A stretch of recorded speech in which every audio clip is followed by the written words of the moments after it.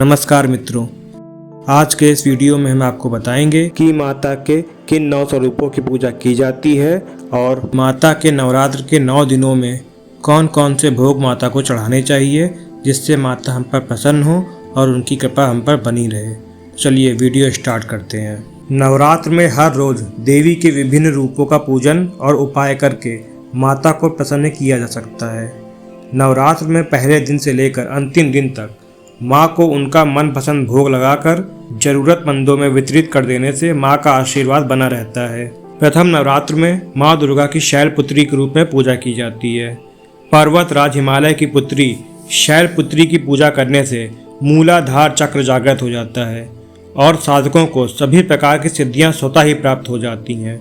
माँ का वाहन वृषभ है तथा इन्हें गाय का घी अथवा उससे बने पदार्थों का भोग लगाया जाता है।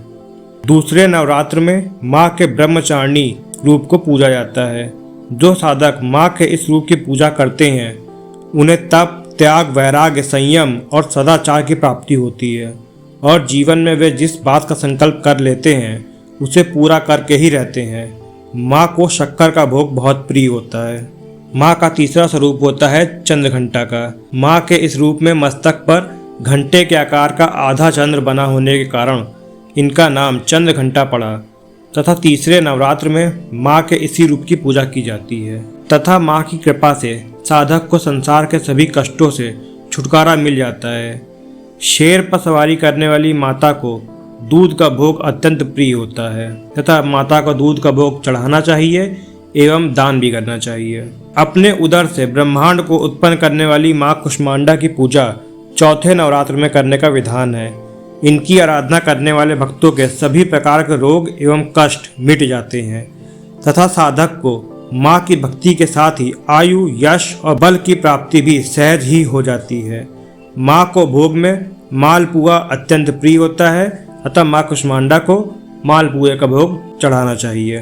पंचम नवरात्र में आदिशक्ति माँ दुर्गा की स्कंद माता के रूप में पूजा होती है। कुमार कार्तिकेय की माता होने के कारण इनका नाम स्कंद माता पड़ा। इनकी पूजा करने वाले साधक संसार के सभी सुखों को भोगते हुए अंत में मोक्ष पद को प्राप्त होते हैं। उनके जीवन में किसी भी प्रकार की वस्तु का कोई अभाव कभी नहीं रहता। इन्हें पद्मासना देवी भी कहते हैं। माँ का वाहन सिंह है और इन्हें केले का भोग अति प्रिय है।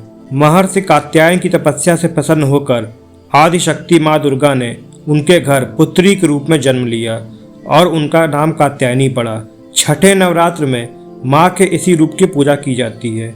माँ की कृपा से साधक को धर्म, अर्थ, काम और मोक्ष आदि चारों फलों की जहाँ प्राप्ति होती है वहीं वह अलौकिक तेज से अलंकृत होकर हर प्रकार के भय, शोक एवं संतापों से मुक्त होकर खुशहाल जीवन व्यतीत करता है। माँ को शहद अति प्रिय होता है, इसलिए कात्यायनी माता को शहद का भोग चढ़ाना चाहिए। माँ कालरात्रि सभी राक्षसों के लिए काल रूप बनकर आई माँ दुर्गा के इस रूप की पूजा 7वें नवरात्र में की जाती है। माँ के स्मरण मात्र से ही सभी प्रकार के भूत, पिशाच एवं भय समाप्त हो जाते हैं। माँ की कृपा से भानु चक्र जागृत होता है। माँ को गुड़ का भोग अति प्रिय होता है अतः कालरात्रि माता को गुड़ का भोग ही चढ़ाना चाहिए। आदिशक्ति माँ दुर्गा के महागौरी रूप की पूजा 8वें नवरात्र में की जाती है। माँ ने काली रूप में आने के पश्चात घोर तपस्या की और पुनः गौर वर्ण पाया और महागौरी कहलाई। माँ का वाहन बैल है तथा माँ को हलवे का भोग लगाया जाता है।